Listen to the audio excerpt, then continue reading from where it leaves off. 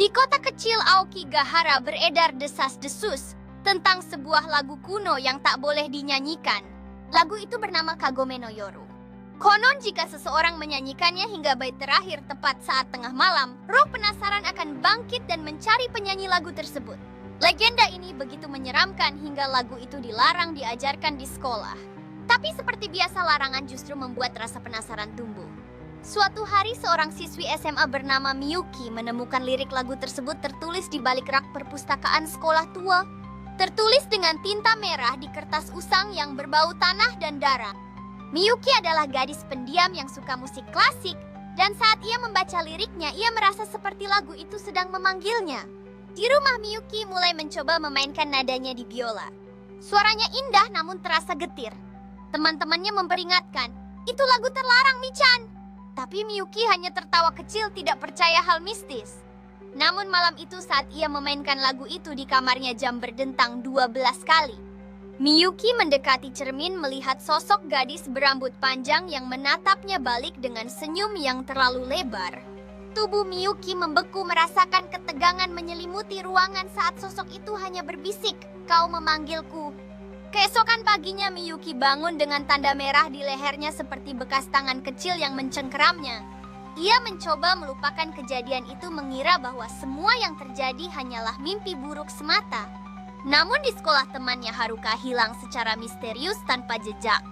Setelah kejadian itu dua teman Miyuki lainnya juga hilang satu persatu, semuanya meninggalkan potongan lirik yang semakin lengkap.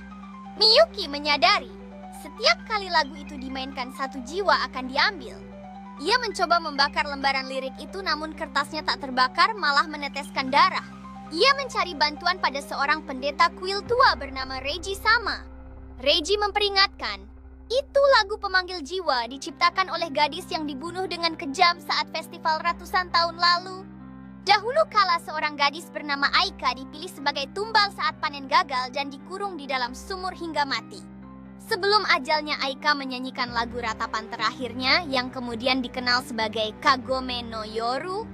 Siapapun yang menyanyikannya sepenuh hati akan membebaskan arwah Aika, tapi dengan harga jiwanya atau jiwa orang-orang terdekatnya.